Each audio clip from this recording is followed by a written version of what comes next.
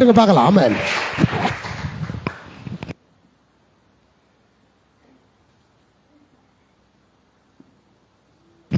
ஹல்லேலூயா. சத்தத்தை உயர்த்தி சொல்லுவோம். ஹல்லேலூயா. நம்முடைய கர்த்தர் நல்லவர். ஆமென். ஸோ இந்த அற்புதமான இந்த மாலை வேளையில இந்த 21வது கூட்டத்தில் 5வது நாள் வந்திருக்க உங்கள் யாவரையும் இயேசு கிறிஸ்து நாமத்தில் வாழ்த்துகிறேன். நம்முடைய தேவன் மிகவும் நல்லவராகிறார். ஆமென். அவர் இம்மட்டமாய் நடத்துகிறவர், இனிமேலும் நம்மை நடத்த வல்லவராக இருக்கார். சரி, நம்ம நேரடியாக கர்த்தருடைய வார்த்தைக்கு நாம் போகலாம். நம்ம வந்து கொண்டிருக்கிறவர்களுக்கு உங்களுக்கு தெரியும் நம்ம எதை குறித்து பேசி கொண்டிருக்கிறோம் என்று. சரி, ஒரு சில நாட்களாய் இந்த கூட்டத்தை தொடங்கின நாள் முதல் கொண்டு இயேசு கிறிஸ்துவின் ரத்தத்துக்குள்ள இருக்கிற வல்லமை குறித்து நம்ம என்ன பண்ணுறோம், தியானித்து கொண்டு வருகிறோம். ஏன் இதை குறித்து வாசிக்கிறோம், ஏன் இதை படிக்கிறோம், ஏன் இந்த தியானிக்கிறோம்ன்ற காரியங்கள் எல்லாம் ஆல்ரெடி உங்களுக்கு நான் சொல்லியிருக்கிறேன். ஏன்னா ரத்தத்தில் அவ்வளோ வல்லமை இருக்குது. ஏன்னா இயேசு கிறிஸ்துவின் ரத்தத்துக்குள்ள தேவனுடைய நேரடியான ஜீவன், the direct life of God, தேவகுமாரனுடைய உயிரே அவருடைய ரத்தத்தில் இருந்தபடியால் தான் அந்த ரத்தம் விசேஷித்தமானது, விலையேற பெற்றதுன்றது நாம் பார்த்தோம். அது ஒரு முக்கியமான காரணம். அடுத்த முக்கியமான காரணம் என்னன்னு கேட்டா, இயேசு கிறிஸ்துவின் ரத்தத்துக்கும் நம்முடைய ரத்தத்துக்கும் பெரிய வித்தியாசம். காரணம் என்னன்னா, நம்முடைய ரத்தம் கரைப்பிடித்த ரத்தம், பாவத்தினால் நிரப்பப்பட்ட ரத்தம், கெட்டு போன ரத்தம் சொல்லலாம். டைரக்டா அப்படி சொல்லிடலாம் பாருங்க, கெட்டு போன ரத்தம் நம்முடைய ரத்தம். ஆனா இந்த உலகத்துல ஒரு பரிசுத்தமான ரத்தம் ஒன்று இருந்தது என்றால் அது இயேசுவின் ரத்தம் அல்லாமல் வேற எந்த ரத்தமும் இல்லவே இல்லை என்று பார்த்தோம். அதனால தான் அந்த ரத்தத்துல அவ்வளோ வல்லமையும் இருக்கு, அந்த ரத்தத்துல ஜீவன் இருக்குன்னு சொல்லிட்டு நம்ம என்ன பண்ணோம் பார்த்தோம். சரி, நம்ம நேற்று தினத்தை மாத்திரம் என்ன பார்த்தோன்றது நான் லைட்டா உங்களுக்கு சொல்லிட்டு இன்னைக்கு பாடத்துக்கு போல. நேற்று தினத்துல அந்த ரத்தத்தினால உண்டான அந்த ரட்சிப்பை, அந்த மீட்பை எப்படி நம்மளுக்கு இலவசமாய் அவர் கொடுத்தார், ஏன் அவர் இலவசமாய் கொடுத்தார், எந்த வழியில் அவர் கொடுத்தார், யார் மூலியமாக கொடுத்தார்ன்ற காரியங்கள் எல்லாம் நம்ம என்ன பண்ணோம் பார்த்தோம். அதோடைய முடிவில் நான் ஒன்று சொன்னேன். எதை குறித்து நான் சொன்னேன் என்றால், இந்த பஸ்காவை பற்றி நான் சொன்னேன். இந்த பஸ்காவை போகிறதுக்கு முன்னாடி ஒன்றை சொல்ல விருப்பப்படுறேன். பழைய ஏற்பாட்டில் இந்த ஒரு சம்பவம் மாத்திரம் அல்ல, நம்ம 2வது நாள் பார்த்தோம் பார்த்தீங்களா, ஏதேன் தோட்டத்தில் ஆதாம் செய்த தவறுக்காக, ஏவாள் செய்த தவறுக்காக, இவங்களுக்காக ஒரு தோலாடையை கர்த்தர் உண்டு பண்ணார். அந்த தோலாடையை எப்படி கொண்டு வந்தார் என்றால், ஒரு மிருகத்தை பலியிட்டு தான்.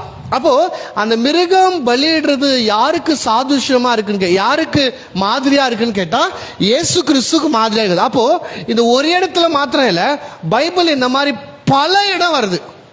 The shadow of Jesus life அல்லது Jesus death, இயேசு கிறிஸ்துவின் மரணத்தை குறித்ததான ஒரு முன் சாயல் அல்லது ஒரு நிழல் பழைய ஏற்பாட்டில் அநேக இடத்துல நம்ம என்ன பண்ணலாம் பார்க்கலாம். இன்னும் சொல்ல போனா ஒரு சப்ஜெக்ட் இருக்குது, கிரைஸ்ட் இன் ஓல்ட் டெஸ்டமென்ட் சொல்லுவாங்க. பழைய ஏற்பாட்டில் கிறிஸ்து எப்படியா இருக்கிறாருன்ற அதுல நம்ம பார்க்கும்போது இன்ச் பை இன்ச் வேத வல்லுநர்கள் இயேசு கிறிஸ்துவை காமிக்கிறாங்க.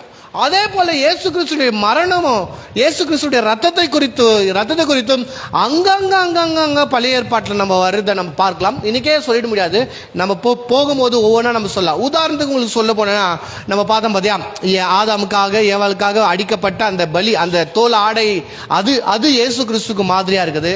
இந்த ராகாப் வந்து எரிகோல வாழ்ந்து கொண்டு இருக்கிற ஒரு பெண்ணு, அந்த பெண்ணை காப்பாற்றபடி அந்த பெண்ணுக்கு வந்து என்ன பண்றாங்கன்னா, அந்த பெண் ஒரு ஹெல்ப் பண்றாரு இஸ்ரேல் மக்களுக்கு. அதனால இஸ்ரேல் மக்கள் கிட்ட கேட்கிறா, இந்த தேசத்தை நீங்க அழிப்பீங்கன்னு எனக்கு தெரியும், ஆனா எங்க வீடு மாத்திரம் நீங்க என்ன பண்ணும், காக்க வேண்டும், ரட்சிக்க வேண்டும் சொல்லும்போது அதுக்கு அவங்க சொல்றாங்க, ஒரு சிவப்பு கயிறு என்ன பண்ணனே, சிவப்பு கயிறை உன்னுடைய வாசல்ல கட்டு அப்படின்னு சொல்றாங்க. அந்த வாசல்ல அந்த சிவப்பு கயிறு யாருக்கு வாசல்ல இருக்குதோ அந்த வீடு காக்கப்படும் சொல்றாங்க. இது இயேசு கிறிஸ்துவின் ரத்தத்துக்கு மாதிரியா இருக்குன்னு பார்த்தோம். பஸ்கா அது இயேசு கிறிஸ்துக்கு மாதிரியா இருக்குன்னு சொல்லி, உடன்படிக்கை பெட்டி அது இயேசு கிறிஸ்துவின் மாதிரியா இருக்குன்னு சொல்லி பார்த்தோம். இந்த மாதிரி 1 இல்ல 2 இல்ல அநேக நிழல்கள் பழைய ஏற்பாட்டில் நம்மளெல்லாம் பார்க்க முடியும். ஆனா இது எல்லா நிழலை காட்டிலும் ஒரு பெரிய ஒரு உதாரணம் பழைய ஏற்பாட்டில் என்னன்னு கேட்டா, அதுதான் பஸ்கா. ஏன்னா புதிய ஏற்பாட்டில் சொல்லப்படுது, 1 கொரிந்தியர் 5ஆம் அதிகாரத்தில் கிறிஸ்துவே நம்முடைய பஸ்கா என்று அப்போஸ்தலர் பவுல் ரொம்ப தெளிவா என்ன பண்றாரு சொல்றாரு. யாரு நம்முடைய பஸ்காவா? கிறிஸ்துவே நம்முடைய பஸ்கா என்று ரொம்ப அருமையா அப்போஸ்தலர் பவுல் என்ன பண்றாரு சொல்லுகிறார். அப்போ கிறிஸ்து இது இது நம்ம வந்து பழைய ஏற்பாடுலேருந்து ஒன்று கண்டுபிடிச்சி இது இருக்கலாமா, அது இருக்கலாமா, அது இயேசுவா இருக்கலாமே, இது இயேசுவா இருக்கலாமேன்னு சொல்லிட்டு நம்மளுடைய அறிவுக்கு எட்டு நம்ம சில காரியங்களை உணர்கிறோம். பார்த்தீங்களா, நம்ம சில காரியத்தை புரிந்து கொள்கிறோம். இதெல்லாம் வந்து நம்முடைய நம்முடைய அறிவுக்கு நம்ம புரிந்து கொள்ளுது. ஆனால் சிலதை டைரக்டா பவுல் எழுதி வச்சுறார்.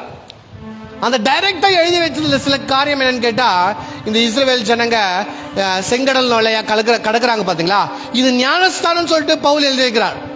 அது மாதிரி தான், ஆனா டைரக்டா அதை வந்து ஞானஸ்தானத்துக்கு குறிப்பிடாரு. அவரு அதை என்ன பண்றாருன்னா எலாபரேட் பண்றாரு, அல்லது வந்து ஒரு ஒரு ஒரு எப்படி சொல்றதுன்னா ஒரு இன்டர்பிரேஷன் தராரு. அந்த அந்த அந்த அந்த நடந்த அந்த சம்பவத்துக்கு இதுவா இருக்கலாமேன்னு அவரே என்ன பண்ண எழுதி வைக்கிறார். அப்புறம் அந்த கண்மலையில குறித்து பேசும்போது அந்த கண்மலையே கிறிஸ்து என்ன பண்றாரு சொல்றாரு. அது அவர் என்ன சொல்றாருன்னா, பழைய ஏற்பாட்டுல ஒரு கண்மலை பார்க்கிறோம், ஆனா பவுல் அதை எப்படி வெளிப்படுத்துறாருன்னா, அந்த கண்மலை வேற யாரும் இல்லப்பா, அந்த கண்மலை யாரு, கிறிஸ்து தான் அந்த கண்மலை அப்படின்னு சொல்லிட்டு பவுல் சொல்றாரு. அது போல பவுல் என்ன சொல்ல வர்றாருன்னா, இந்த பஸ்கா வேற யாருமே இல்லை. இந்த பஸ்கா ஆட்டுக்குட்டி ஒன்று அடிப்பாங்க பார்த்தீங்கன்னா, அந்த இரவு அடிக்கப்பட்டது பச்சா பஸ்கா ஆட்டுக்குட்டி ஒரு குடும்பத்துக்காக. அந்த பஸ்கா ஆடு யாருன்னு கேட்டா இயேசு கிறிஸ்து. நம்ம வீட்டுக்கு இல்லை, உலகத்துக்கே. அதுதான் நம்ம வாசிச்சோம் 1 யோவான் 2ஆம் அதிகாரம் 2ஆம் வசனம். என்னது, சகல சிருஷ்டிகளுக்கும் உலகத்தில் இருக்கிற எல்லாருக்குமே அவர் என்ன பண்ணார், தன்னுடைய ரத்தத்தினால ரட்சிப்பை அவர் ஆயத்தப்படுத்தினார் என்று பார்க்கிறோம். எனக்கு பிரியமான தேவனுடைய பிள்ளைகளை, அப்படியாப்பட்ட அருமையான ஒரு காரியம், அருமையான ஒரு சத்தியம் தான் என்னன்னு கேட்டா இந்த பஸ்கா. இந்த பஸ்காவை குறித்து தான் நீ நம்ம அநேக காரியங்களை, பஸ்காவுக்குள்ள இருக்கிற அநேக சத்தியங்களை நம்ம என்ன பண்ணுறோம், தியானிக்க போகிறோம். சரி, எடுத்தவங்க வாசிங்க. இது எங்க நீங்க வாசிக்க முடியும் என்றால் முழுக்க முழுக்க லேவியராகமம் 12ஆம் அதிகாரம்.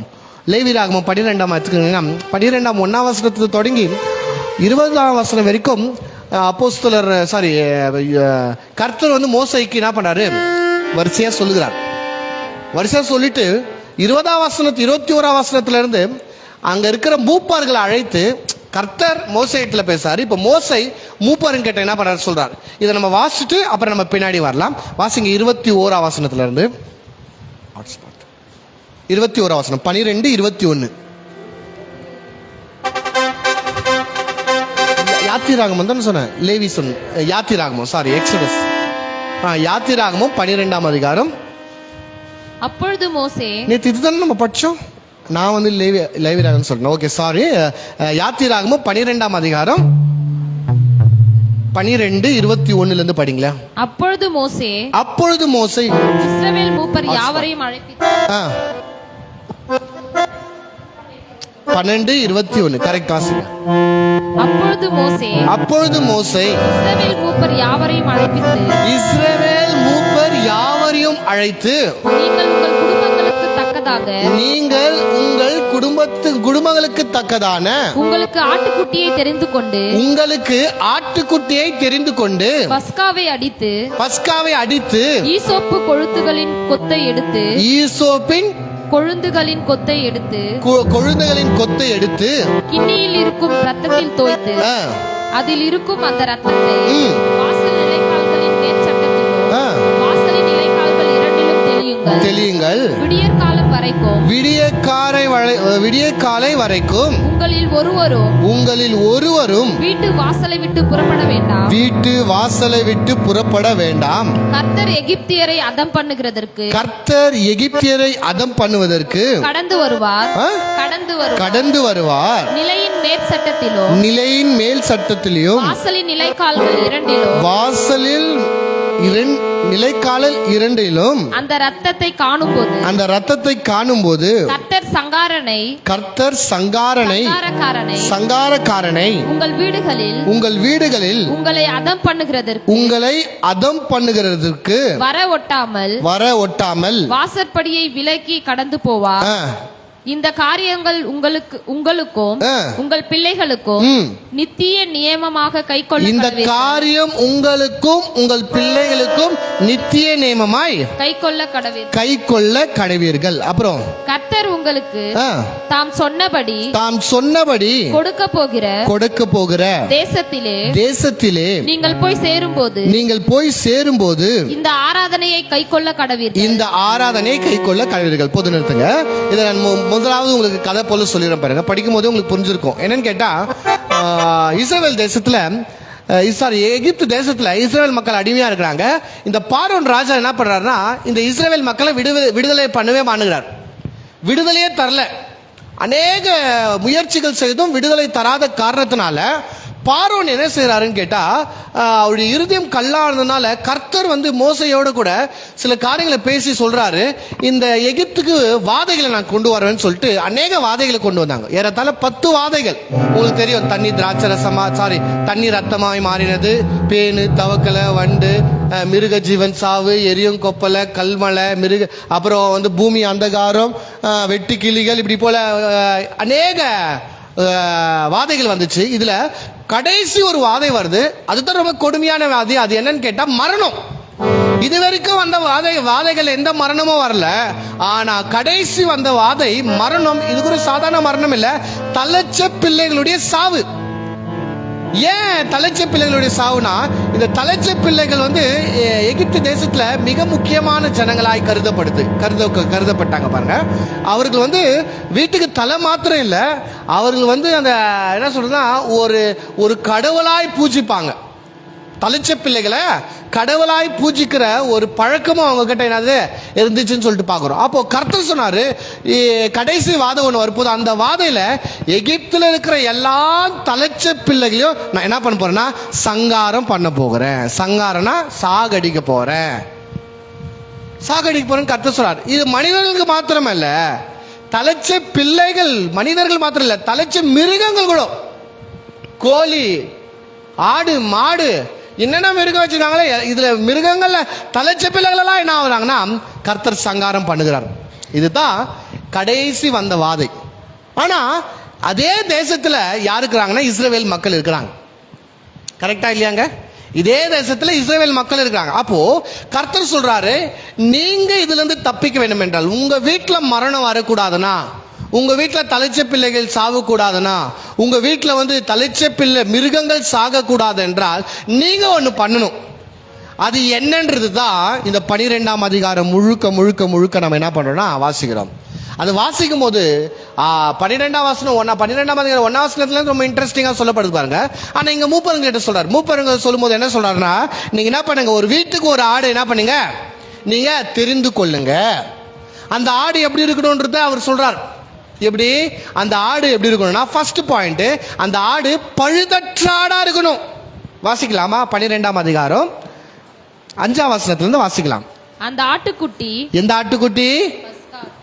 பஸ்கா ஆட்டுக்குட்டி. பஸ்கா ஆட்டுக்குட்டினா என்ன? பஸ்கான்றது நமக்கு தமிழ்ல சரியா புரியல. ஆனா இங்கிலீஷ்ல பாஸ் ஓவர் அப்படின்னு சொல்றாங்க. பாஸ் ஓவர் லாம். பாஸ் ஓவர்னா என்ன தம்மாங்க? கடந்து போறது. சங்காரத்தூதன் வருவாரு, உங்க வீட்டு முன்னாடி வருவாரு, உங்க வீடை பார்த்துட்டு அவர் என்ன பண்ணுவார்னா கடந்து உங்க வீட்டு உள்ள நுழைய மாட்டார், கடந்து போவார். நீங்க ஒரு சில வருடங்களுக்கு முன்னாடி அப்பெல்லாம் பேய் கதைங்க ஜாஸ்தி பாருங்க. அப்போ பேய் கதை ஜாஸ்தியா இருக்கிறதுனால நம்ம வீட்டு கதவுங்களை இன்று போய் நாளை வா, அது ஞாபகம் இருக்குதா உங்களுக்கு? இன்று போய் அப்படின்னா என்னவா, நைட்ல பேய் வரமா, வாசல்ல நீங்க எழுதிக்கிற தமிழை படிச்சுட்டு இன்று போய் நாளை வான்னு சொல்லிட்டு அது என்ன பண்ணுமா, நாளைக்கு வரமா, நாளைக்கு வர சொல்றாங்க. நம்ம சொல்ல நாளைக்கு வரணுமா, மறுபடியும் அது மறுபடியும் பார்க்குமா, மறுபடியும் படிக்குமா, இன்று போய் இன்னைக்கு இல்லை நாளைக்கு வர சொல்றாங்க சொல்லி இதே மாதிரினாவா. அது போல சங்காரத்தின் உங்க வீட்டை பார்க்குவான், வீட்டுக்குள்ள வரமாட்டான். வீட்டுக்குள்ள வந்தானா சங்காரம் பண்ணிட்டு போயிடுவான். என்னது அவன் ஒரு வீட்டுக்குள்ள நுழைந்தானா அந்த வீட்டில் என்ன நடக்கும்? சங்காரம், சாவு நடக்கும். ஆனா உங்க வீட்டை பார்த்தோன்னே கடந்து போக வேண்டும் என்றால் நீங்க ஒண்ணு பண்ணணும். அது என்ன பண்ணணும்னு கேட்டா, ஆட்டுக்குட்டியை தெரிந்தெடுக்க வேண்டும். பஸ்கா ஆட்டுக்குட்டியை அந்த ஆட்டுக்குட்டி எப்படி இருக்கணும்னு கேட்டா வாசிங்க 5. அந்த ஆட்டுக்குட்டி பழுதற்றதும் ஆணும் ஒரு வயதுள்ளதுமாய் இருக்க வேண்டும். செம்மறி ஆடுகளாவது வெள்ளாடுகளிலாவது அதை தெரிந்து கொள்ளலாம். அதை இந்த மாதம் 14ஆம் தேதி வரைக்கும் வைத்திருந்து இஸ்ரவேல் சபையின் ஒரு கூட்டத்தாரோ சாயங்காலத்தில் அதை அடித்து அதன் ரத்தத்தில் கொஞ்சம் எடுத்து தாங்கள் அதை புசிக்கும் வீட்டு வாசல் நிலைக்கால்கள் இரண்டிலோ நிலையின் மேற்சட்டத்திலும் தெளித்து அன்று ராத்திரியிலே அதன் மாம்சத்தை நெருப்பினால் சுட்டு புளிப்பில்லா அப்பத்தோடு கசப்பான கீரையோடு அதை புசிக்க கடவர்கள். பச்சையாயும் தண்ணீரில் அவிக்கப்படாததாயும் அல்ல அதன் தலையையும் அதன் தொடைகளையும் அதற்குள்ள யாவையும் ஏகமாய் நெருப்பினால் சுட்டதாய் அதை புசிப்பீர்களாக அதிலே ஒன்றையும் விடியற்காலம் மட்டும் மீதியாமல் வைக்காமல் விடியற்காலம் மட்டும் அதிலே மீதியாய் இருக்கிறதை அக்கினியினால் சுட்டெரிப்பீர்களாக அதை புசிக்க வேண்டிய விதமானது. போதும் நிறுத்துங்க. இதை புசிக்கிறதெல்லாம் நம்ம பார்க்கலாம் அப்புறம். இப்போ கர்த்தர் சொல்லிட்டாரு, நீங்க ஃபர்ஸ்ட் என்ன பண்ணணும்னு கேட்டா ஒரு ஆடை தெரிந்து கொண்டு அந்த ஆட்டை பலியிடணும். எப்படி நல்லா புரிஞ்சுக்கங்க. அந்த ஆடை எப்படி செலக்ட் பண்ணணும்னு கர்த்தர் சொல்றார். எப்படி இருக்கணுமா அந்த ஆடு? பழுதற்ற ஆடு. சொல்லுங்க எல்லாரும் பார்க்கலாம். பழுதற்ற ஆடுனா என்னன்னா, இந்த நொண்டியும் காது கேட்காம இருக்கிறது, கோயிலுக்கு நேர்ந்து விடுறதெல்லாம் பாருங்களேன். கர்ப்பமே இல்லாத மாடியும் இப்போ வேலைக்கே ஆகாத மாடியும் அந்த மாடுகளெல்லாம் கோயிலுக்கு நேர்ந்து விட்டுருவாங்க. பையன் படிக்கவே இல்லையா? படிப்பே ஏறுமானுக்குது பிரதர், பைபிள் காலேஜ்னா அனுப்பலான்னுக்கிறேன். படிப்பே ஏறுமானுக்குதுங்க, அட்லீஸ்ட் இவனை ஊழியத்துக்குன்னா ஆகிட்டு போவாங்கன்னு சொல்லிட்டு என்கிட்டயே சொன்ன ஆட்கள் எத்தனோ போயிருக்காங்க. என்னது இது வேஸ்ட்டு, இது ஒன்றுத்துக்கும் உதவாது, அட்லீஸ்ட் ஊழியன்னா அவ்வளோ கேவலமானதா. அது போல கடவுளுக்கு கொடுக்கறது எப்படி கொடுக்கறது? ஹோட்டல்ல ஒடிச்சல இல்லை.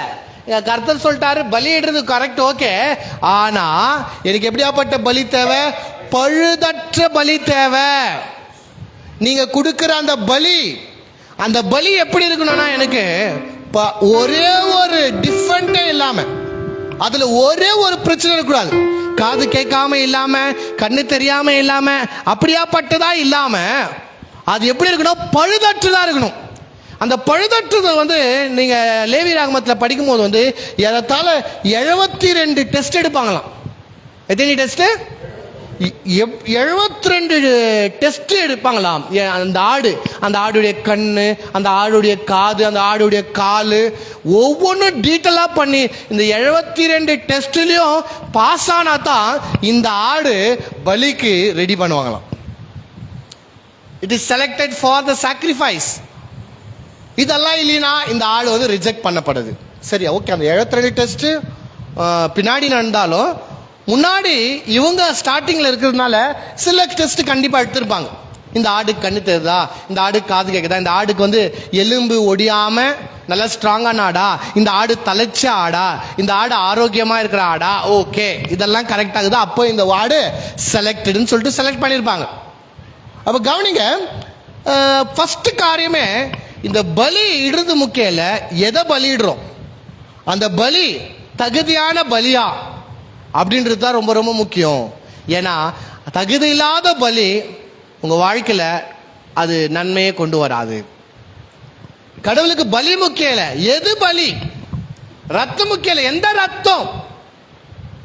அப்ப இங்க சொல்லப்படுது, அந்த ஆட்டுக்குட்டி நீங்கள் தெரிந்து கொண்டு அதை அடித்து ஈசோப்பின் கொழுதுகளால் அந்த ரத்தத்தை என்ன பண்ணுமா? துவைத்து அதை என்ன பண்ணுங்க, உங்க வீட்டின் நிலைக்கால் மேலையும் வாசல் நிலைக்கால் மேல என்ன பண்ண, நீங்க பூசணுமா, மேல் சட்டையிலும் பூசணுமா. அப்போ வாசப்படல அந்த பிரஷ், அது வந்து பிரஷ் மாதிரி இருக்கும் பாருங்களாங்க, அது சொல்றாங்க சில பேர். எது இந்த ஈசோப்புன்றது வந்து ஒரு செடி. அது சில பேர் சொல்றாங்க இந்த கத்தாழை செடி பார்த்துருக்கீங்களா நீங்க, கத்தாழை செடி அது போல இருக்குன்னு சொல்லிட்டு சொல்றாங்க. சில பேர் வந்து இல்லைங்க அது ஒரு மாதிரி பிரஷ் மாதிரி இருக்குன்றாங்க. எது எப்படியோ ஆனா அது ஒரு செடி. அந்த செடி எடுத்து அந்த ரத்தத்தில் என்ன பண்ணும், துவைத்து அதை என்ன பண்ணுமா நம்முடைய வாசப்படியில் ரெண்டு சைடும் பூசணுமா, மேல் சட்டையில என்ன பண்ணுமா பூசணுமா. இதுதான் அவர் கொடுக்குற இன்ஸ்ட்ரக்ஷன். அப்ப முதல் என்னன்னா பலியிட்டவனை செய்த ஃபர்ஸ்ட் காரியம் என்ன தமாங்க, பூசப்பட வேண்டும். எங்க வாசலில் பூசப்பட வேண்டும். சில காரியங்களை பாயிண்ட்ஸ் நான் சொல்றேன், முடிந்தவங்க எழுதி கொள்ளுங்க, முடியாதவங்க தயவு செய்து ஞாபகம் வைத்துக் கொள்ளுங்க. இந்த பலி இட்ட உடனே அந்த பரிசுத்தமான பலி, அந்த அந்த வல்லமையுள்ள ரத்தத்தை என்ன பண்றாங்கன்னு கேட்டா, முதலாவது அதை என்ன பண்றாங்க, பூசுகிறார்கள். சொல்லுங்க, பூசப்பட்ட வீடு அல்லது பூசப்பட்ட வாசல். ஆமா, அந்த அந்த அது எப்படியாப்பட்ட ரத்தம், அது குற்றமில்லாத ரத்தம். அது எப்படியாப்பட்ட ஒரு ரத்தம், அது வந்து மாசற்ற ரத்தம். அது எப்படியாப்பட்ட ஒரு ரத்தம், அந்த ஆடு எப்படியாப்பட்ட ஒரு ஆடு, பழுதற்ற ஆட்டுடைய ரத்தம். நான் மறுபடியும் சொல்ற பாருங்க, இது வந்து பழுதற்ற ஆடா இருக்கிறதுனால இது வந்து அற்புதத்தை கொண்டு வருது இல்ல. இதெல்லாம் என்னன்னு கேட்டா இயேசு கிறிஸ்துடைய ரத்தத்துக்கு மாதிரியாகத்தான் இதெல்லாம் இங்க நடந்து கொண்டு இருக்குது. இது என்ன எதற்காக காமிக்கிறார், இந்த மாதிரி ஒரு ரத்தம் இன்னைக்கு உங்க வீடை காக்க போகுது, ஆனா ஒரு ரத்தம் வரப்போகுது, அந்த ரத்தம் இந்த உலகத்தையே காக்க போகுதுன்னு சொல்லிட்டு முன்குறித்தார். ஆல்ரெடி கர்த்தர் பிளான் பண்ணிட்டு உங்களுக்கு அது ஒரு முன்னாடி ஒரு சாதுஷ்யமா கர்த்தர் என்ன பண்ணாரு, ஒரு எக்ஸாம்பிளா ஒரு நிழலாக அவர் என்ன பண்ணாரை போதித்தார். எப்படி, பஸ்காவின் மூலியமாய். ஆனா இதுவும் நிழல் தான், பஸ்கா நிழல். நிஜம் எது, கிறிஸ்து கல்வாரி சிலுவையில் சிந்தினார் பார்த்தீங்களா ரத்தம், அந்த ரத்தம் தான் உண்மையான ரத்தம் என்று நம்ம என்ன பண்றோம் பார்க்கிறோம். அப்போ ஃபர்ஸ்ட் பாயிண்ட் என்னன்னா, அந்த ரத்தம் பூசப்பட வேண்டும். என்னங்க, அந்த ரத்தம் என்ன பண்ண வேண்டும், பூசப்பட வேண்டும். we have to very careful. this blood is the blood of lamb. என்ன இது, ரொம்ப ஜாக்கிரதையா இருக்கணும். ஏதோ ஒன்று செவப்பாயத்து பூசிடுது இல்லை, ஏதோ ஒன்று எல்லாரும் பண்றாங்களே பண்ணிருது இல்ல. அந்த அந்த அந்த அந்த ஆடு என் குடும்பத்துக்காக பலியிடப்பட்டதா, அந்த ரத்தம் என் வீட்டுல, என் நிலைக்கால் மேல, என் வாசல்ல, அது வந்து அது பர்சனலா குறிக்குது பாருங்க, நம்மளது குறிக்குது பாருங்க. பொதுவா அந்த வார்த்தைகளை நம்ம சொல்லுவோம் பாத்தீங்களா, அவங்க வீட்டுக்குள்ள கூட நான் நுழைய மாட்டேன்னு சொல்ல மாட்டாங்க, அவங்க வீட்டு வாசப்படி கூட மதிக்க மாட்டேன் சொல்றாங்களா இல்லையா. ஏன், வாசப்படி அவ்வளவு முக்கியமான ஒரு காரியம். வாசப்படி ரொம்ப முக்கியம். ஏன்னா வாசப்படி தான் வீட்டுக்கு நுழைவாய்வு. அதனால தான் நம்ம இன்னைக்கு இந்தியாவில் கூட பாருங்க, இந்தியன் கேட்வே ஆஃப் இந்தியா, இதெல்லாம் நம்ம என்ன பண்றோம் சொல்றோம். கேட்வே ஆஃப் இந்தியானா அது பாகிஸ்தான் பார்டர்ல வச்சுக்கிறாங்க, எங்கேயோ மும்பையில் இருக்குது, டெல்லியில் இருக்குது பாருங்க. ஆனா அது ஒரு வாசலா நம்ம என்ன பண்றோம் சொல்றோம். அப்போ ஒரு வாசல்ன்றது வந்து ரொம்ப முக்கியம். அதுதான் அந்த வீட்டுடைய நுழைவாய்வு. எது இருந்தாலும் அந்த வீட்டுக்குள்ள தான் என்ன ஆகுது, எது இருந்தாலும் ஜன்னல் பக்கம் எகிரி குச்சினா வராங்க, யாருன்னா வர்றதுன்னு தான். யார் வர வேண்டாலும் எப்படி வருது, வாசல் வழியா, வாசல் வழியா தான் வராங்க. அப்ப வாசல்ன்றது ரொம்ப முக்கியம்.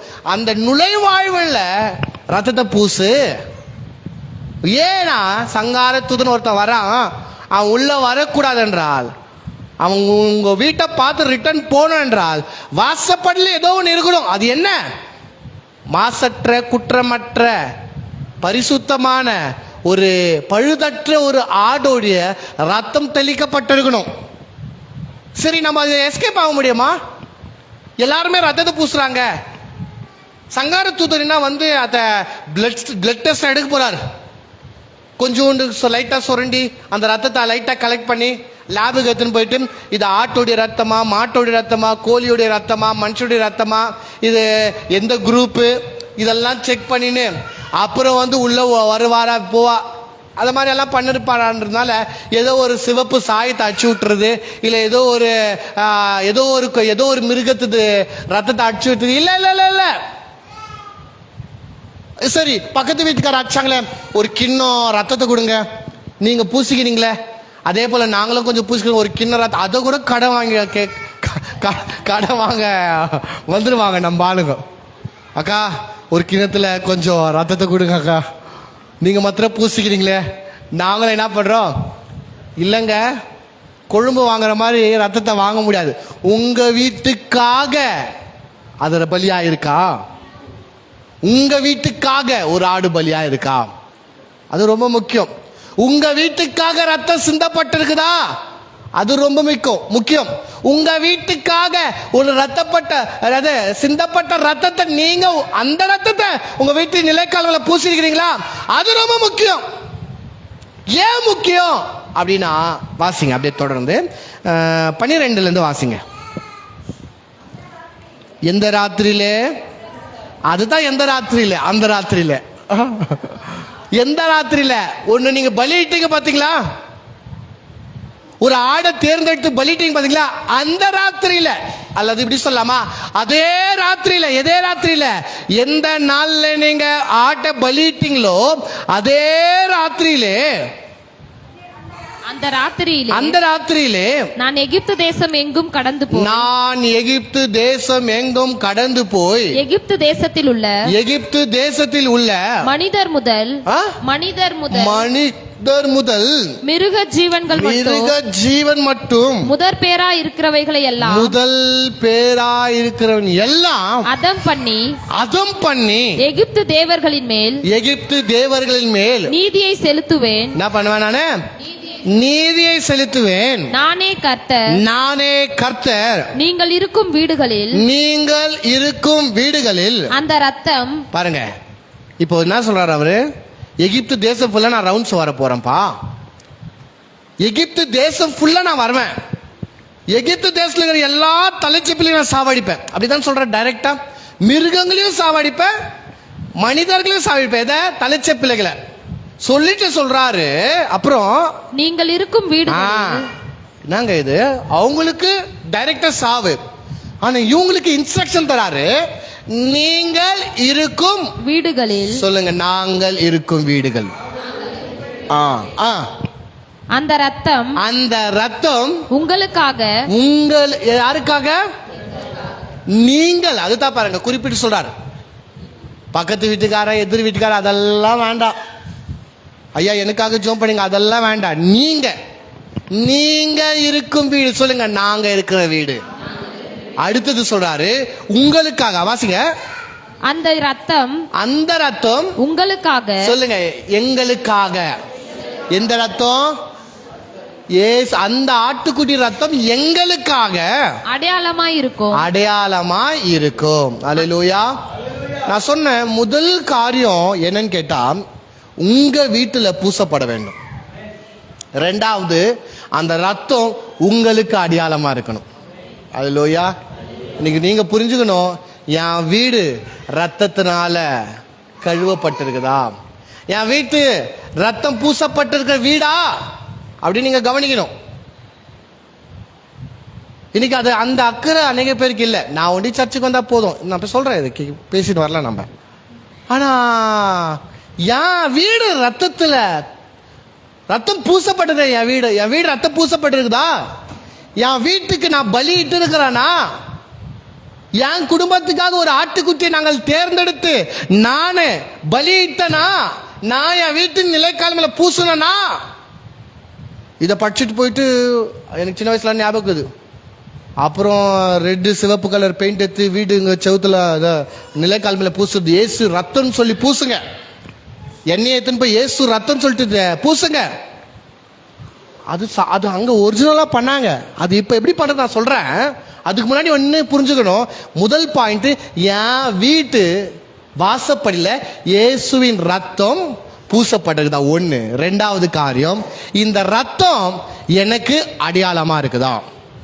அல்லேலூயா. ரத்தம் அடையாளமா இருக்காங்க உங்களுக்கு.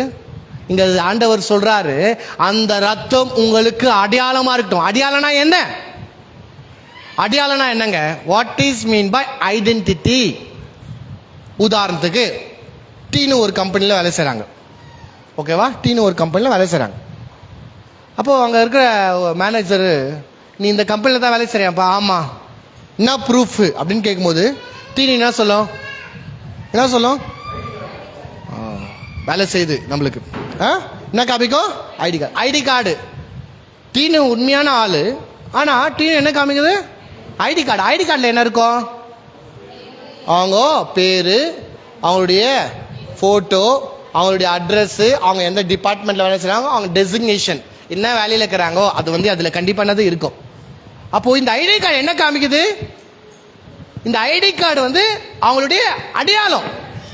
ஆதார் கார்டுன்னு சொல்றோம் பாத்தீங்களா, நமக்கு ஆதார் கார்டு அடையாள அட்டைன்றோம் சொல்றோமா? என்ன ஐடென்டிஃபிகேஷன் கார்டு, அடையாள அட்டை நம்ம சொல்றோமா இல்லையாங்க? அப்போ அந்த கார்டு என்ன குறிக்குது? என்னுடைய அடையாளம். அதனால தான் பாருங்க, எதுக்கு எந்த வேலைக்குன்னா நம்ம போனா நம்மள வரதை விட வரும்போது கார்டுங்களை ஏத்துனாங்க. நம்ம காசு, நம்ம அக்கௌண்ட், நம்ம பேங்க்குக்கு போனா நம்ம காசு எடுக்க நம்ம போனாலும் இது உன் காசுன்றது உறுதி என்ன? ஆதார் கார்டு எத்தணும், கார்டு எத்தணும். மனுஷனுக்கெல்லாம் வேலை இல்லை, ஆதாரம் இருக்குதா? அதனால தான் பேர் ஆதார் கார்டு. என்ன ஆதாரம்? இதுதான் ஆதாரம். ஆமாவா இல்லையாங்க? அப்போ இந்த ஆதார் கார்டு இன்னைக்கு எவ்வளோ முக்கியமாக இருக்குதோ. ஆதார் கார்டு இல்லாமல் எதுவுமே பண்ண முடியாது இப்போதுக்கு. எந்த ரேஷன் கார்டாக இருக்கட்டும், லைசன்ஸாக இருக்கட்டும், எது பாஸ்போர்ட்டாக இருக்கட்டும், எல்லாத்துக்குமே ஆதார் கார்டு. ஆதார்னா ஆதாரம், அதுதான் மெயின் ஆதாரமே, அதுதான் ஆயிடுச்சு பாருங்க. அது போல இன்னைக்கு இயேசுவின் ரத்தம் உங்களுக்கு அடையாளமாய், அதுதான் உங்களுடைய ஆதாரம் ஆகுதா? இயேசுவின் ரத்தம் தான் எங்க வீட்டுக்கு அடையாளம். எத்தனை பேர் சொல்ல முடியும்? இயேசுவின் ரத்தம் தான் என் குடும்பத்துக்கு அடையாளம். எத்தனை பேர் சொல்ல முடியும்? அநேக பேர் சொல்ல முடியாது. ஆனா கர்த்தர் சொல்றாரு, எப்பா நீங்க உயிரோட இருக்கிறீங்களே, அது எதனால?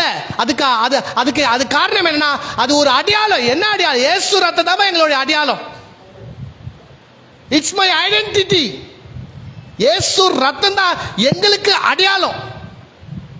அது உங்களுக்கு அடையாளமா இருப்பதாக. என்ன அடையாளம்? இப்போ இந்த வீடு இருக்குது, பக்கத்து வீட்டில் இருக்குது, சங்காரத்துடன் போறான். சங்காரத்துடன் எந்த வீட்டை சங்கரிக்க மாட்டான் என்றால், எந்த வீட்டில் ரத்தம் பூசப்படுதோ அதுதான் அவனுக்கு, அந்த தூதனுக்கு அடையாளம். இந்த வீடு இதுக்கு அடையாளம் இருக்குது. நேம் போர்டுன்னு வைக்கிறாங்க பாத்தீங்களா? அது போல இந்த வீட்டை பார்க்கறான். பார்த்த உடனே ஓ இந்த வீடு ரத்தம் பூசப்படுகிறது, ஓ அப்போ இந்த வீடு அடையாளம். என்ன அடையாளம்? இயேசுவின் ரத்தம் இந்த வீட்டில் தெளிக்கப்பட்டது. ஆட்டுக்குட்டி இந்த வீட்டில் கொல்லப்பட்டிருக்கு, அந்த ரத்தம் தான் இங்க பூசிருக்கான்றது அந்த அடையாளம் தான் இது சொல்லப்படுது. இன்னைக்கு அதே தான் நமக்கும். முதலாவது இயேசுவின் ரத்தம் நம்ம வீட்டில் பூசப்பட்டிருக்குதா? ரெண்டாவது அந்த ரத்தம் எனக்கு அடையாளமா இருக்குதா? தைரியமா நம்ம சொல்ல முடியுமா? என் பாவங்கள் கழுவுப்பட்டு எப்படிப்பா சொல்ற? அதுக்கு அடையாளமா தான் இயேசுவின் ரத்தம் இருக்குங்க. இப்ப எங்களுக்கு பயம் இல்லை. ஏன் பயம் இல்லை? எங்களுக்கு அடையாளமா இயேசுவின் ரத்தம் கொடுக்கப்பட்டிருக்குங்க. நாங்க ஒரு கிறிஸ்தவ எப்படிங்க சொல்றேங்க? இயேசுவின் ரத்தம் எங்களுக்கு ஒரு அடையாளமா இருக்குங்க. அதுதான் எங்களுடைய ஐடென்டிட்டி, அதுதான் எங்களுடைய அடையாளம். இதுதான் சொல்றார் கர்த்தர், அது உங்களுக்கு அடையாளமாய் இருப்பதாக. வாசிங்க தொடர்ந்து. அந்த ரத்தத்தை நான் கண்டு, அந்த ரத்தத்தை நான் கண்டு உங்களை கடந்து போவேன். உங்களை கடந்து போ. மூணாவது காரியம், கர்த்தர் அந்த ரத்தத்தை பார்க்கிறார். எப்படி கர்த்தர் கடந்து போகிறாரு? எதை பார்த்து கர்த்தர் கடந்து போகிறாரு? உன் வீடு எவ்வளவு பெருசு அதை பார்த்து அல்ல, வீட்டுல யாரா இருக்கிறாங்க அதை பார்த்து அல்ல, உங்க குடும்பத்தில் எத்தனை பேர் அதை பார்த்து அல்ல, உங்க குடும்பத்தில் சம்பாதனையோட அதை பார்த்து அல்ல, யார் யார் வீட்டில் ஜெபம் பண்றாங்க அதை பார்த்து அல்ல, யார் பரிசுத்தவான் அதை பார்த்து அல்ல, எதை பார்த்து அவர் உங்களை பிழைக்க செய்கிறார். கடந்து போகிறார் என்ன தெரியுமாங்க? கடந்து போகிறார்னா என்ன அர்த்தம்? சாகடிக்காம போறார், உங்களை பிழைக்க வைத்து போறார், பிழைச்சுக்கிட்டோன்னு விட்டுட்டு போறார். சில சீனுங்கெல்லாம் வந்திருக்க பார்த்துருக்கீங்களா? கத்தியத்துல நோங்கி கழுத்துக்களை வச்சுட்டு அப்புறம் விட்டுட்டு போடா பொழிச்சு போ. அது போல கத்தியத்தின் சங்காரத்துடன் வராரு, வந்து உங்க வீட்டை பார்த்துட்டு வீட்டுக்குள்ள நுழையாம போயிடுறாரு. ஏன்? எதை பார்த்துட்டு? என் ஜபத்தை பார்த்தா, என் விசுவாசத்தை பார்த்தா, என் வைராக்கியத்தை பார்த்தா, என் கண்ணீரை பார்த்தா, என் பரிசுத்தத்தை பார்த்தா, என் நீதியை பார்த்தா, என்னுடைய காணிக்கையை பார்த்தா, என் தசமமாக பார்த்தா, என் ஒழுக்கத்தை பார்த்தா, என் நீதியை பார்த்தா, எதை பார்த்து அவர் கடந்து போகிறாரு? எதை பார்த்தா கடந்து போகலங்க. ஒருவேளை அதை பார்த்தாருன்னா அப்பயே போட்டு தள்ளிட்டு இருப்பார், அப்பயே கதை முடிச்சுட்டு இருக்கும். உங்க நீதியை பார்த்து ஆண்டவரே என் நீதியை பார்த்து என்னை விட்டுருங்க ஆண்டவர். இல்ல உன் நீதியை பார்த்த உடனே தான் உன்னை போடணும்னு தோணுது. இல்ல நாங்க ஜெபிக்கிற குடும்பம். இல்ல நீ ஜெபிக்கிற குடும்பமா இரு, ஜெபிக்காத குடும்பமா இரு, கிறிஸ்தவ குடும்பமா இரு, நீ யாருன்னா இரு, ரத்தம் பூசப்படல. அவர் எதை பார்த்து கடந்து போகிறார் என்றால் அந்த ரத்தத்தை பார்த்து, பூசப்பட்ட ரத்தத்தை பார்த்து. ஆமாவா இல்லையாங்க? ஆமாவா இல்லையா? ஆதார் கார்டு எத்தனை இல்லைங்க மறந்துட்டேன் கொடுங்க. இல்ல நீ போயிட்டு எத்தனை வா. இல்லைங்க ரொம்ப தொழுவு, பரவாயில்ல ஒன்றும் பிரச்சனை, போயிட்டு நீ நாளைக்கு கூட வா, இன்னும் 3 நாள் ரேஷன் கடை திறந்துட்டு தான் இருக்கும். ஏன்? அடையாளம் முக்கியங்க. அதை பார்த்து தான். அப்ப கர்த்தர் ஏன் உங்களை இன்னைக்கு வரைக்கும் வாழ வைத்திருக்காரு தெரியுமாங்க? இன்னைக்கு வரைக்கும் ஏன் தெரியுமா உங்களை காத்துனுக்கிறாரு? இன்னைக்கு வரைக்கும் ஏன் தெரியுமா உங்களை பாதுகாக்கிறாரு? அவர் உங்களை பார்க்கிறாரு. பார்க்கும்போது இயேசுவின் ரத்தம் உங்க மேல இருக்கிறது அவர் பார்க்கிறார். உங்க மேல இயேசுவின் ரத்தம் இருக்கு, சிந்தப்பட்ட ரத்தம் இருக்குது, அவர் பார்க்கிறார். பார்க்கிறதுனால தான் அவர் உங்களை பிழைக்க செய்கிறார். ஹல்லேலூயா, ஹல்லேலூயா. எனக்கு அன்பானவர்களே, கர்த்தர் உங்ககிட்ட எதை பார்க்கிறார்? இயேசுவின் ரத்தம் உங்ககிட்ட இருக்கா, உங்க மேல இருக்குது, அதுதான் பார்க்கிறார். எவ்வளவு அருமையான ஒரு சத்தியம் பாருங்க. உள்ள இருக்கிறவங்க நல்லவங்க நினைக்கிறீங்களாங்க? எகிப்துவங்கெல்லாம் கெட்டவங்க, இஸ்ரவேல் மக்கள் ரொம்ப யோக்கியமானவங்களா, அதனால தான் கர்த்தர் விட்டார். இல்ல வீட்டுக்குள்ள இருக்கிற எத்தனோ அயோக்கியம் கூட வீட்டுக்குள்ள தான் இருந்துப்பானுங்க. ஆனா ஏன் காக்கப்பட்டாங்க? ஏன் பிழைச்சாங்க? அந்த இரவு ஏன் அவங்களுக்கு சாவு வரல? ஏன்னா அந்த வீட்டில் ஒரு இவங்களுக்காக ஒரு ஆடு பலியாச்சு, இவங்களுக்காக ஒரு ஆடு ரத்தம் சிந்தப்பட்டது. அந்த ஆட்டுடைய ரத்தம் கதவுகளை திளைக்கும் போது அந்த ரத்தம் சங்காரத்துதங்கிட்ட பேசியிருக்கோம். என்னென்னு பேசியிருக்கோம்? வீட்டில் உள்ள இருக்கிறவனை விட்டுரு, ஏன்னா இவங்களுக்காக நான் பலியா இருக்கிறேன், ரத்தம் பேசியிருக்கோம். அல்லேலூயா. இது என்னுடைய ஒரு என்ன சொல்றது, ஒரு வெளிப்பாடுன்னு கூட வச்சுக்கோங்களேன். சங்காரத்துடன் வரும்போது வாசல் வெளியே அந்த ரத்தம் பூசப்பட்டிருக்கும். அந்த ரத்தம் ஒரு வேலை சொல்லியிருக்குமோ என்னவோ, இந்த வீட்டை நீ ஒன்றும் பண்ண முடியாதுப்பா, ஏன்னா இந்த வீட்டில் இருக்கிறவங்களுக்காக நான் பலி ஆயிட்டு ஆல்ரெடி. அல்லேலூயா. அதே போல தான் இயேசுவின் ரத்தம் இன்னைக்கும் நமக்காக பேசி கொண்டிருக்குது. இவங்களெல்லாம் விட்டுருங்க ஆண்டவரே, ஏன்னா இவங்களுக்காகத்தான் என் ரத்தத்தையே நான் சிந்தி இருக்கிறேன். அல்லேலூயா. எவ்வளோ அருமையான தேவனுங்க, எவ்வளோ அற்புதமான தேவன், எவ்வளோ அற்புதமான ஒரு சத்தியம் பாருங்க. அந்த ரத்தம் இன்னைக்கு நம்மளுக்கு அடையாளமா இருக்கு. அந்த ரத்தத்தை பார்த்து தான், அதனால தான் நம்ம எப்பவுமே நம்மளை மேன்மை பாராட்டக்கூடாது. நம்ம தேவனிடத்திலிருந்து பெற்றுக்கொள்ளும் போது, நான் என் கண்ணீரோடு ஜெபித்தேன், கர்த்தர் எனக்கு உதவி செய்தாரு, எவ்வளோ நாள் உபவாசம் இருந்தேன், கர்த்தர் நன்மை செய்தாரு. இல்லைங்க, அது உங்களுக்கு பெருசா தரலாம், ஆனா கர்த்தருடைய பார்வையில் அது பெரிதல்ல, இயேசுவின் ரத்தம் தான் பெருசு. அப்ப நான் சொல்றேன், அதெல்லாம் வச்சு அதெல்லாம் பண்ணுங்க, நல்லா ஜெபம் பண்ணுங்க, நல்லா உபவாசம் எடுங்க, நல்லா முழங்கால் நின்று ஜெபிங்க, அதெல்லாம் ரொம்ப நல்லது. ஆனா அதை மேன்மை பாராட்டி ஸ்டார்ட் பண்ணாதீங்க. அதெல்லாம் பரிசேர் செய்யற வேலை, அதெல்லாம் மாய வித்தக்காரர்கள் செய்யற வேலை, அதெல்லாம் என்ன சொல்றது, ஹிப்போக்ரிட்டிக்ஸ் சொல்லுவாங்க பாத்தீங்களா, மாய்மாலக்காரர்கள் பண்ற வேலை. சொல்லின்னுக்கிறது, நான் உபவாசம் நேற்று கூட 2 hour முட்டிலேயே நின்றுந்தேன் நான் அப்படின்றதெல்லாம் மாய்மாலக்காரர்கள் மெச்சுக்கிறதுக்காக சொல்ற காரியங்கள். அதெல்லாம் பண்ணுங்க, ஆனா அதை மேன்மை பாராத்தீங்க. இயேசுவின் ரத்தம் நம்மளை பிழைக்க செய்தது, இயேசுவின் ரத்தம் எங்களை வாழ வைத்தது, இயேசுவின் ரத்தம் எங்களுக்கு ஜீவனை தந்தது. அல்லேலூயா, அல்லேலூயா. என்ன பண்றாங்க? அது ஆட்டுக்குட்டை தெரிந்து அதை பலியிட்டு அந்த ரத்தத்தை பூசி, அந்த ரத்தம் பூசிட்டு அந்த கறி இருக்கு பாத்தீங்களா, அதோடைய மாம்சம் இருக்குது பாத்தீங்களா, அந்த மாம்சத்தை உள்ளே எடுத்துன்னு போய் அதை ரோஸ்ட் பண்ணி சாப்பிடுங்க. அதோட கூட புளிப்பில்லாத அப்பத்தை என்ன பண்ணுங்க, புசிங்க. புளிப்பில்லாத அப்பத்தை ஏன் புசிக்க சொல்றேன்னா, புளிப்புன்றது எதனால வருது? பழையசனால தான் வருது புளிப்பு. ஆமாவா இல்லையாங்க? புளிப்புன்றது ஃப்ரெஷ்ஷாக மாவு புளிக்கலைங்க, அப்போ என்ன பண்ணுங்க, இன்னைக்கு நைட்டெல்லாம் விட்டுருங்க, புளிச்சிடும். அப்படி பழையசானா புளிச்சிடும் அர்த்தம். புளிக்கிறதுனா ஒன்றும் இல்லை, பாக்டீரியா அது நல்லா இருக்கிறதுல பாக்டீரியா வந்துச்சுன்னா அந்த பாக்டீரியா மல்டிப்ளை ஆகும்போது அது கெட்டுரும். அது கெட்டுறதா புளிப்புன்னு சொல்லுவாங்க. புளிப்பு இல்லாத அப்பனா புதிய அப்பம் ஃப்ரெஷ்ஷாக சுட்டு சாப்பிடு. ஏன்? புளிப்பு எதை குறிக்குது? பாவத்தை குறிக்குது, அநியாயத்தை குறிக்குது, அக்கிரமத்தை குறிக்குது. அப்போ கர்த்தர் சொல்றாரு, அந்த பழைய வாழ்க்கையை விட்டுரு, புளிப்பான காரியத்தை விட்டு ஃப்ரெஷ்ஷா இன்னைக்கு வாழ்க்கையை ஸ்டார்ட் பண்ணு. ஏன்னா இந்த நாள் முதல் கொண்டு உங்க வாழ்க்கையில புதிய நாள். சொல்லுங்க, புதிய நாள். ஏன் புதிய நாள்?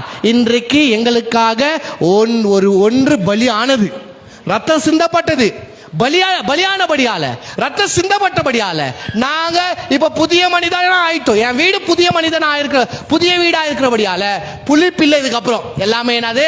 புளிப்பில்லாத ஒன்றாய், புளிப்பே இல்லை, பாவமே இல்லை, புதிய வாழ்வை அவர்களா பண்ணாங்க தொடர்ந்து. நம்ம என்ன பண்றோம் பார்க்கணும். அப்படியே கீழே வாசிங்க பார்க்கலாம். 13ஆம் வசனத்தை தொடர்ந்து, நான் எகிப்து தேசத்தை அழிக்கும் போது அழிக்கும் வாதை உங்களுக்குள்ளே வராதிருக்கும். உங்களுக்குள்ளே என்ன இருக்காதது? சொல்லுங்க, வராது இருக்கும். சொல்லுங்க, வராது இருக்கும். ஆமா, வரவே வராது. எது வராது? எகிப்துக்கு அது வந்த வாதை இவங்களுக்கு வராது. காரணம் என்ன? முதலாவது என்ன? ரத்தம் பூசப்பட்டிருக்கு. ரெண்டாவது என்ன? ரெண்டாவது என்னங்க?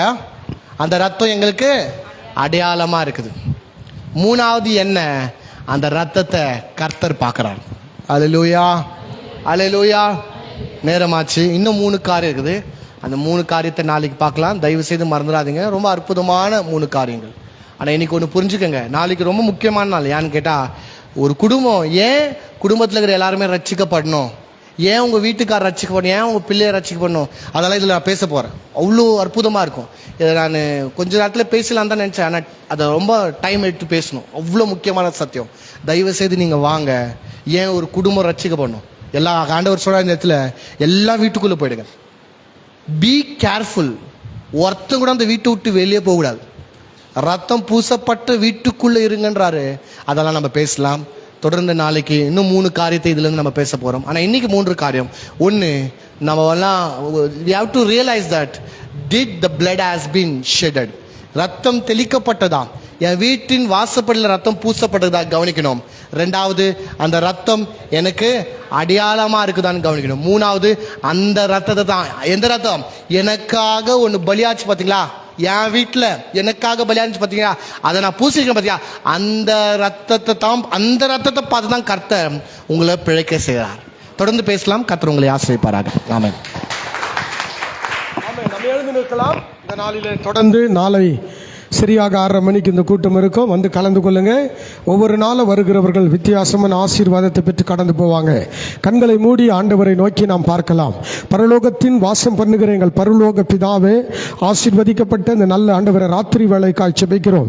4 நாட்களாய் தொடர்ந்து ஆண்டவரை எங்களுடைய ஆசீர்வாதங்களுக்காக கர்த்தர் நீர் பேசிக் கொண்டிருக்கிறபடி நாளை ஸ்தோத்திரம். இன்றைக்கு ஒரு முக்கியமான ஒரு காரியம் ஆண்டவரை, உடைய ரத்தத்தை கொடுத்து எங்களை எப்படியெல்லாம் மீட்டீர் என்று சொல்லி நாங்கள் அறிந்து கொண்டோம். உடைய ரத்தம் இல்லைன்னா நாங்கள் ரட்சிக்கப்பட்டிருக்க மாட்டோம். உடைய ரத்தம் இல்லைனா எங்களுக்கு மீட்பு இல்லை ஆண்டவரே.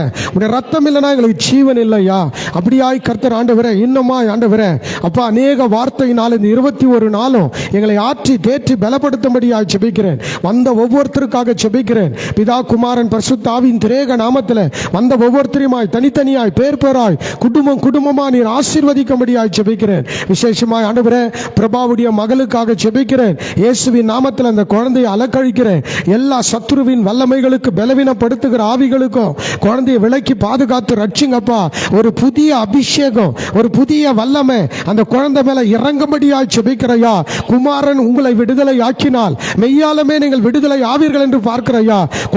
குழந்தைக்கு ஒரு விடுதலை காண உதவி செய்யுங்க. உம்மை தேடுகிற அந்த குடும்பம் செழித்து இருக்கட்டும். ஆண்டவரே வைலாவுக்காக ஜெபிக்கிறேன். அப்பப்போ அலக்கழிக்கிற அந்த சரீரத்தில் பலவீனங்களை இயேசுவின் நாமத்தில் மாற்றும்படியாய் ஜெபிக்கிறேன். இன்னமாய் சபையில் யாரெல்லாம் பலவீனமா இருக்கிறார்களோ அவளை தொட்டு சுகமாக்குங்க. விசேஷமா ராஜனுக்காக ஜெபிக்கிறையா. ஆண்டவர் ரட்சிக்கப்பட்ட மகன், அவருடைய பெயர் ஜீவ புஸ்தகத்தில்